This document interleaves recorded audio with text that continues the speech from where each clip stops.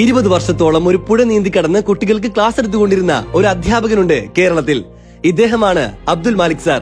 മലപ്പുറം ജില്ലയിലെ പടിഞ്ഞാറ്റുമുറിയിലെ government school അധ്യാപകനായ Malik sir 20 വർഷത്തോളം പുഴ നീന്തിക്കടന്നാണ് സ്കൂളിലെത്തി കുട്ടികൾക്ക് ക്ലാസ് എടുത്തുകൊണ്ടിരുന്നത്.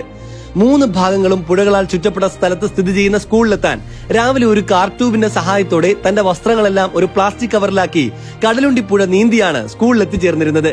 ശക്തമായ മൺസൂൺ അടക്കമുള്ള ഏത് പ്രതികൂല കാലാവസ്ഥയിലും മാലിക് സാർ പുഴയിലൂടെ നീന്തിയാണ് ഒരു ദിവസം പോലും അവധിയെടുക്കാതെ സ്കൂളിലെത്തിയിരുന്നത്. നിരവധി കിലോമീറ്ററുകൾ റോഡ് മാർഗം സഞ്ചരിച്ച് സ്കൂളിലെത്താൻ വൈകുന്നതിനാലും മറ്റു പ്രായോഗിക ബുദ്ധിമുട്ടുകളും കാരണം കയ്യിൽ കിട്ടിയ ട്യൂബും കൊണ്ട് നദി നീന്താൻ തുടങ്ങിയ ഇദ്ദേഹം പിന്നീട് ഇത് ജീവിതത്തിന്റെ ഭാഗമാക്കുകയായിരുന്നു.